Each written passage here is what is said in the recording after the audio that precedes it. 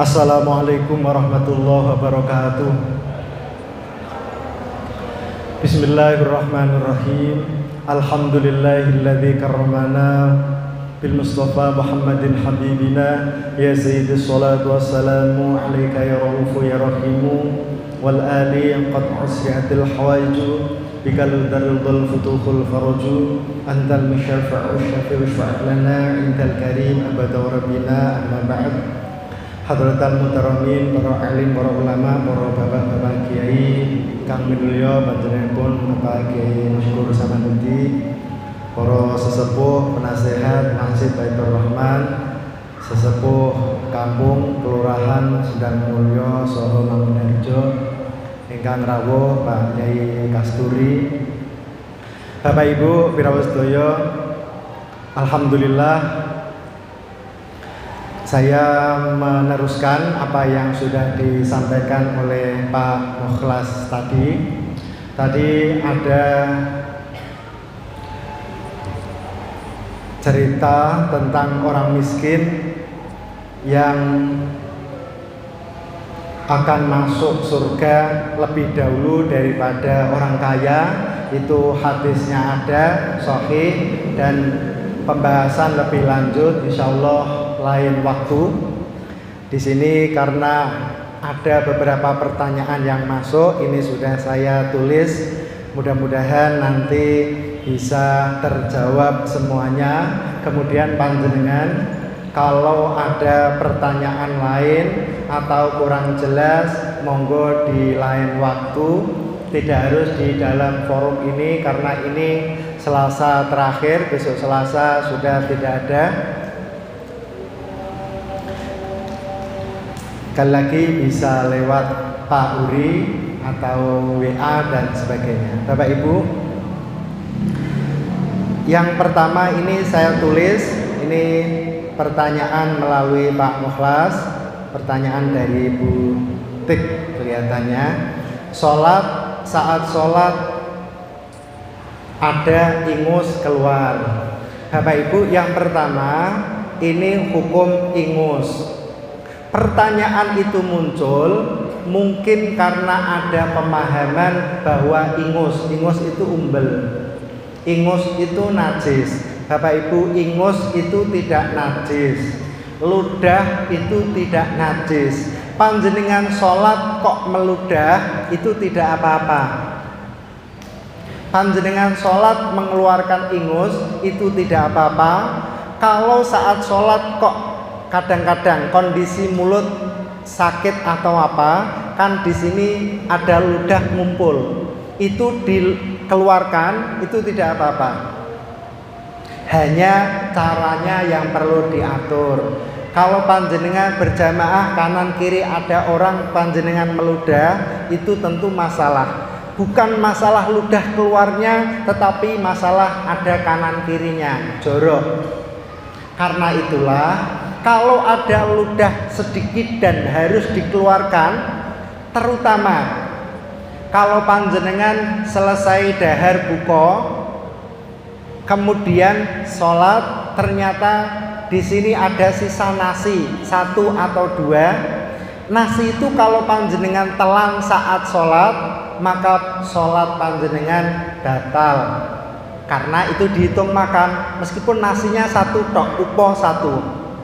Maka kalau sudah ini, kalau ditahan di mulut pasti mengganggu. Jalan keluarnya mudah, itu dikeluarkan. Apakah dengan meludah? Jangan. Meskipun meludah boleh.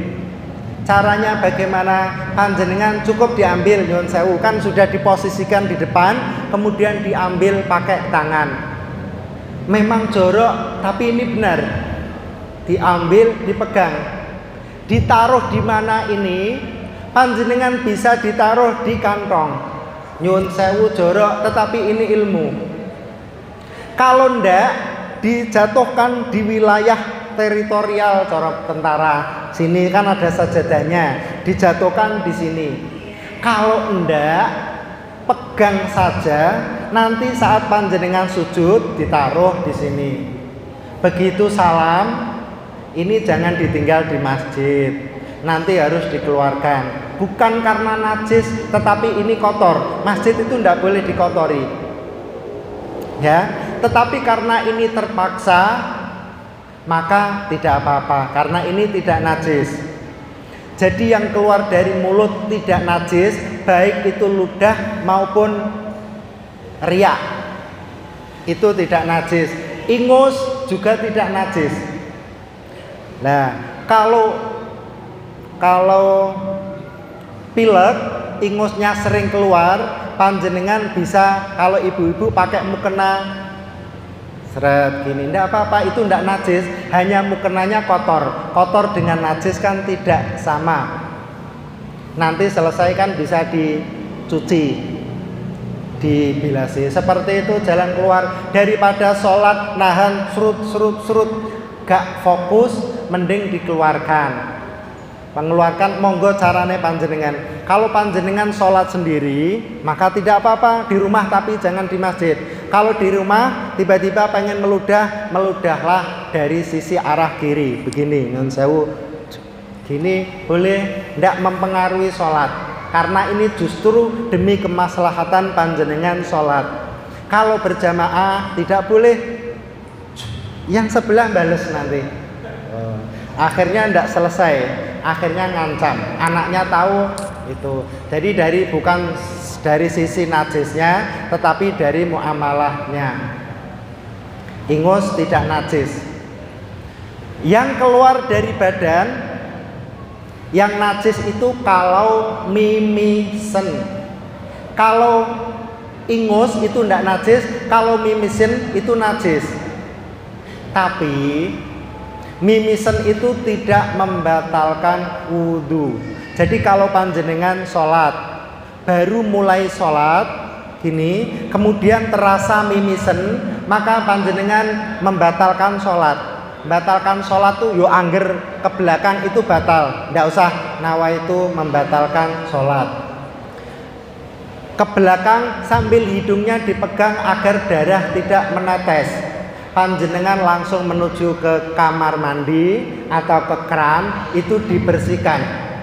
Setelah sekira bersih, tidak keluar darah, tidak usah wudhu lagi, langsung gabung sholat.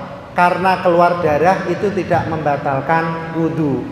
Tapi kalau darahnya itu netes ke badan, ke baju, maka bajunya najis, tidak boleh dipakai sholat.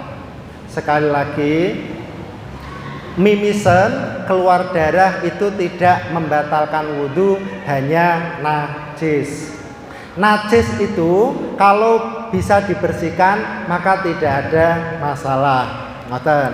Ini pertama, sholat. Intinya apapun yang bisa mengganggu sholat, panjenengan bisa mengambil sikap. Jadi kalau ada upo di sini ganggu, langsung saja dibuang. Caranya tadi wes monggo. Kalau ibu-ibu pakai mukena kan langsung penak. Gini langsung keluar.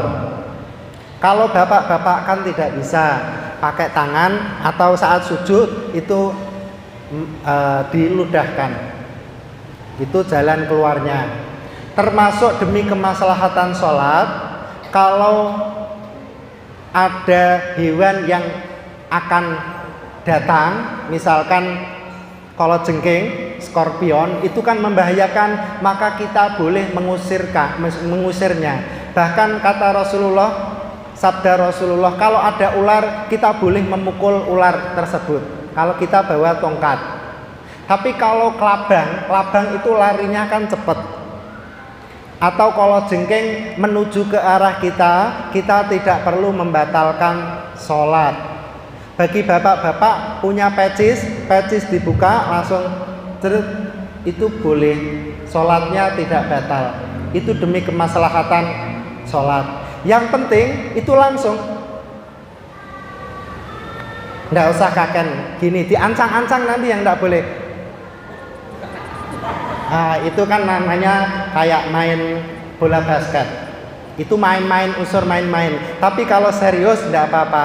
Kalau ada anak-anak kecil kok kemeliwer di depan kita, sekira mengganggu, maka bisa dipinggirkan. Ini kepalanya dipegang. megangnya pelan-pelan. Nek nemen-nemen nanti orang tuanya marah. Pelan-pelan diinggirkan. Gitu. Kalau tidak bisa ya sudah, kita yang ngalah agak nyiseh kiri atau nyiseh kanan. Jadi sholat itu mudah, tidak perlu dipersulit. Yang tidak boleh itu main-main, itu tidak boleh. Tapi sholat itu mudah, pokoknya gampang, tidak ada kesulitan dalam hal sholat. Monggo Pak Mo. Nanti jatah bukone Pak Uri ngatasi insya Allah. Berikutnya, fidyah diberikan kepada keluarga yang miskin. Fidyah itu hanya boleh diberikan kepada fakir atau miskin. Kalau di Quran teksnya itu fafidyatun to'amu miskin, hanya diberikan oleh orang miskin, kepada orang miskin. Maka yang boleh ini fakir miskin. Sekarang kalau punya saudara yang miskin, fidyah diberikan kepada saudaranya bagaimana? Itu jauh lebih baik. Jadi ada orang miskin bukan sanak, bukan keluarga, di sini saudaranya. Saudara itu bisa sekandung, bisa sepupu, bisa ponakan. Itu miskin, maka sebaiknya kita ngasih fidyah kepada saudara kita yang miskin, saudara kita. Kalau kita ngasih fidyah, bahkan zakat fitrah kepada saudara kita yang miskin, maka panjenengan akan dapat 2 pahala. Yang pertama, pahala memberikan zakat atau fidyah. Yang kedua, pahala mendekatkan persaudaraan. Kalau zakat atau fidyah diberikan kepada orang miskin yang bukan sanak saudara, panjenengan hanya dapat 1 poin, pahala berzakat atau fidyah. Sekali lagi, kalau fidyah diberikan kepada keluarga dapat 2 poin, poin pahala fidyah dan poin pahala mendekatkan kekeluargaan. Zakat yang tidak boleh diterimakan itu adalah kalau saya suami tidak boleh zakat kepada istri, kepada anak dan kepada orang tua. Kenapa? Karena istri itu kewajiban saya untuk menafkahi, anak itu kewajiban saya untuk menafkahi, orang tua yang sudah sepuh kewajiban saya untuk menafkahi. Kalau saudara, saya punya kakak kandung yang miskin, maka dia boleh kita beri sedekah. Kenapa? Karena kakak itu bukan tanggungan kita. Kalau kita membantu, sekedar membantu tetapi tidak wajib.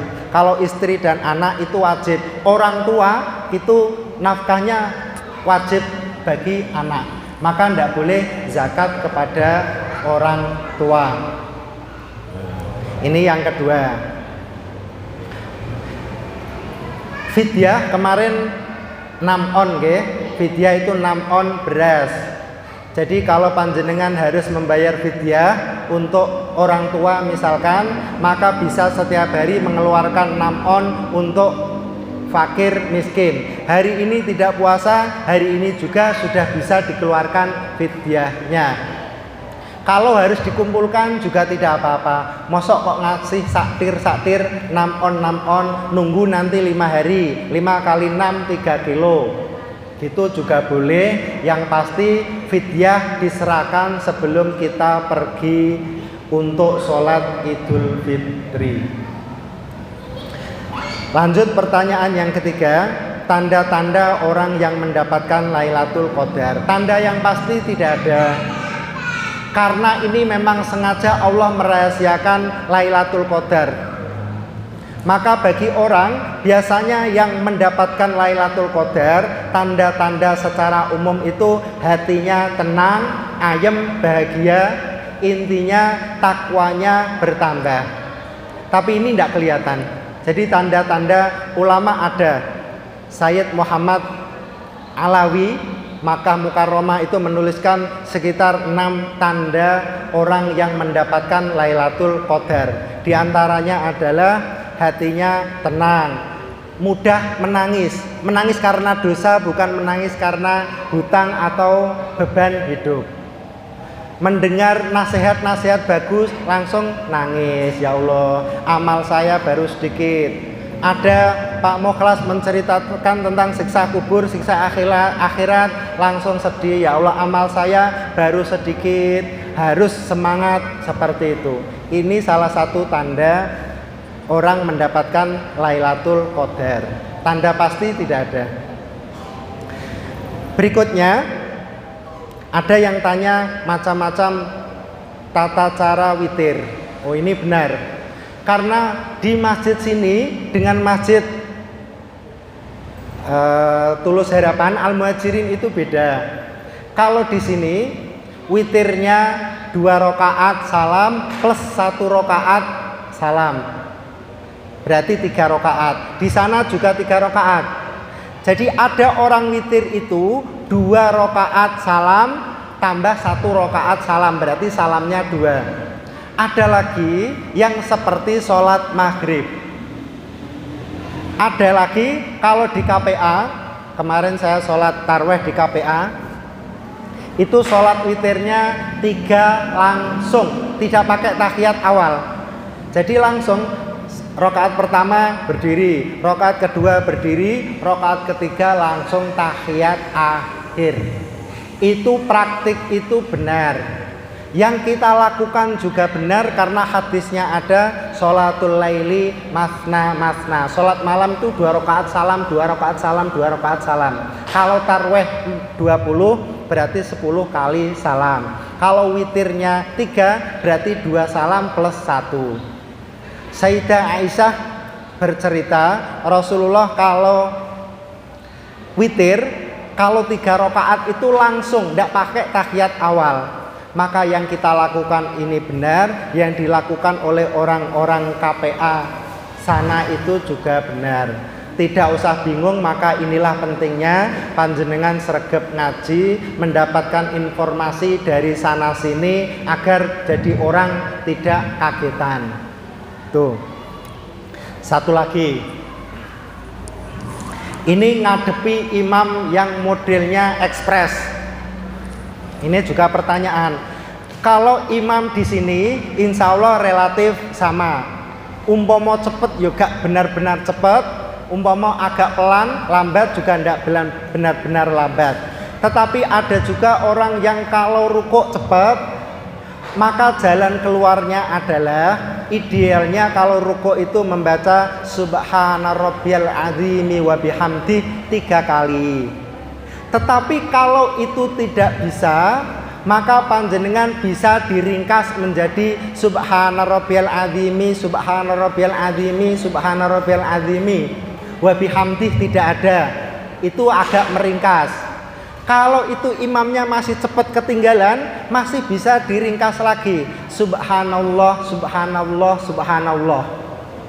Loh, kok nggak populer? Nggak populer, yang penting membaca tasbih karena itu sunnah. Ada yang mengatakan jangankan 3, 1 saja sah, benar.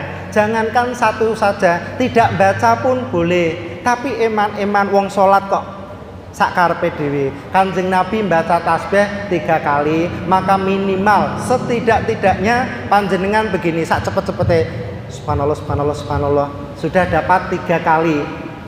Dari Rasulullah 3 kali. Ini jalan keluar, tetapi tetap sebaiknya Subhana Rabbil Azimi wa bihamdi. Subhana Rabbil Azimi wa bihamdi, rodok lengkap tapi dibaca cepat. Ini mestinya ada 7 pertanyaan. Ini baru 4. Insya Allah lain waktu kalau pengajian malam Selasa akan saya sampaikan insya Allah. Demikian, wabillahi taufiq wal hidayah. Wassalamualaikum warahmatullahi wabarakatuh. Sallu ala Nabi Muhammad.